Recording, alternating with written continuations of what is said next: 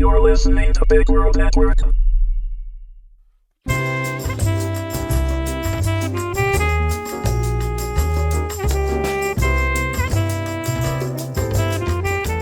Delroy vs. the Yshtari, Episode 5, Escape to Prison. Written and read by Berin Stevens. I lay there on the ground in a daze, but I didn't know if it was from the punch or from my infatuation. When air didn't return to my lungs right away, I figured it was a little of both. The woman stood over me with her hands on her hips. "Why were you staring at me like that?" I coughed a couple of times as I tried to sit up. Her foot landed on top of my chest and pushed me back down. "I think I love you." She didn't react other than to narrow her eyes as if she were calculating a military strategy. "How did you get here?" "I landed my ship nearby. I came to see if I could help." The other women who had gathered around whispered with excitement to each other. I heard snatches of "escape" and "get out of here." I smiled. Success. They loved me now. The woman with her foot on my chest, though, continued glaring at me. She snarled as she said menacingly through her teeth, "It's all your fault." Here, I thought I'd brought good news. My fault? What did I do? "It's your fault I got stuck in this prison." "But, most beautiful lady, this is the first time we've met. If I'd seen you before, believe me, I would have remembered meeting a gorgeous creature like you." She put more of her weight onto her foot, crushing my chest so that I could hardly breathe. "It's your fault because I came to this sector of space looking for you." In spite of the pain, my smile returned even wider. She had been looking for me? This had to be a dream come true. "Well, you found me, my love. Rex Blademaster, at your service." Pain exploded in my chest as she increased the pressure even more. She snarled down at me. "You are Delroy Higston, con man. I came to this region of space for the bounty on your head." The pressure let up enough for me to be able to breathe again. "Surely," I said, my voice straining. "You must have me mixed up with someone else." "Like Baron Rutherford? Or Melix Gorin? Or Trey Paris? I know all your aliases, Delroy." She spit the words out like I was a criminal or something. Evidently, my normal natural charm wasn't working here. Minx's voice came in through my earpiece. "Sir, are you in a bit of a predicament?" "Not now," I tried to sub-vocalize. "What was that?" the woman with the heavy foot asked. "Nothing." One of the other women stepped over and put her hand on my captor's arm. "Stella, he said he had a ship. This could be our chance to get off this planet." Stella nodded while keeping her eyes drilling into me. "So, where is this ship of yours? I assume it's the Rutherford's Revenge that you stole from the impound." "I didn't steal it. I borrowed it. Rutherford didn't need it anymore, and I was a little strapped for cash. I planned on returning it once I could afford to buy a new one." Stella took her foot off me, bent down, and picked me up by the front of my shirt. "Tell me where it is, and I'll take you in alive instead of dead." I noticed the Space Marine tattoo on her right forearm as she dragged me over to the side of a building and pinned me up against it. "Oh, wow, you're strong," I wheezed. "You like playing hard to get, don't you?" "Tell me. 10, 9, 8... Okay, it's about 100 kilometers that way." I motioned vaguely with my arm. "You will take us there." "Sure, love to. Just let me go, please." She stared into my eyes for several seconds before she released her grip. I brushed myself off as I tried to think. This woman was dangerous, and I definitely didn't want her to collect the bounty on me. My first instinct was to run away from there as fast as my legs would carry me. But, at the same time, if these women were being unjustly held, there could be a reward in it for me. Fortunately, I still had an ace up my sleeve, or in this case, in my sash. I drew my blaster pistol and pointed it at Stella. "I'll gladly help you off this rock, but no bounty. Got it?"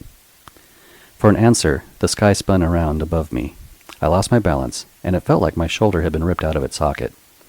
I had to twist my head aside to keep from inhaling more sand as my face pressed into the ground. The barrel of my pistol now nuzzled the base of my neck. "I have another plan," Stella said.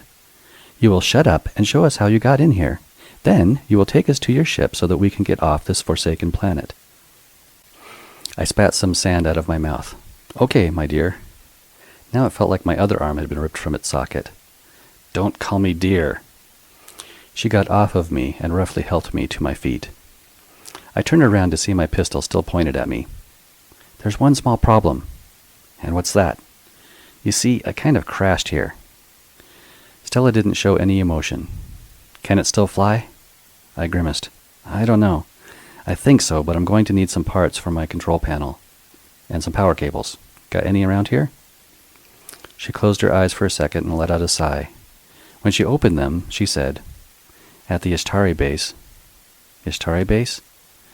My hopes began to fade. What Yshtari base? The one through those mountains. It is where they have a mining operation. They also store the ships they've captured there. Okay, I drawled. So you all came from those captured ships? Several of the women nodded. One of the other women spoke. We were on board the liner, the Perseid Princess, when they captured it and brought us here. She was young and very cute. Not quite as attractive as Stella, but no one could ever be that fantastic. And what's your name, sweetie? I'm Trina. Trina, what a pretty name. Weren't there men on board? I asked her, giving her my award-winning smile. Stella answered, Yes, but they are held in another compound closer to the mines and used as slave labor. Trina's husband is there as well. My smile faded. Husband? Oh. Well, that took Trina out of the hunt. But as far as I could tell, Stella was still available. I could win her over yet. Why aren't you being used as slaves? I asked Stella. Because they're saving us for other purposes. Like? Trina spoke, her voice quivering.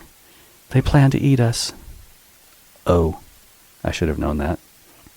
Stella went on. They take about 2 of us a day. There were almost 300 of us when we first got here. That's horrible! I tried not to smile when I realized there would definitely be a reward for this rescue. This day was turning out to be quite lucrative after all.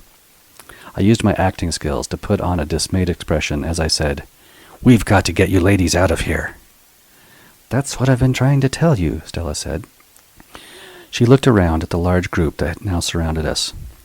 Okay, here's the plan. The rest of you will head to the ship while Delroy and Rex, I corrected her, sneak over to the Yshtari base and get the parts we need. Wait a second, I said.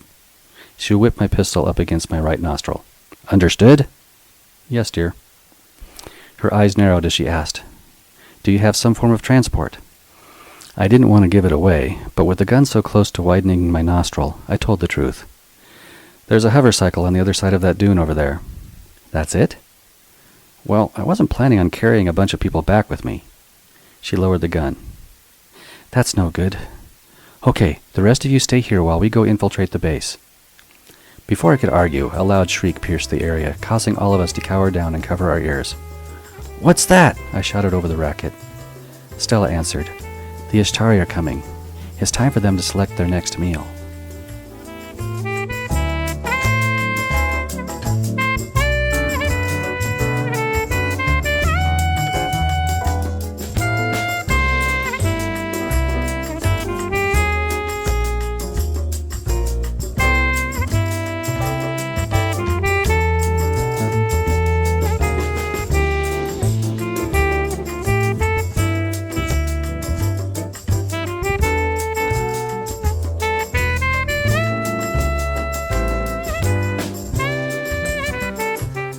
This has been a presentation of Big World Network. Visit us on BigWorldNetwork.com for more free weekly series, or follow us on Facebook and Twitter. Thanks for listening.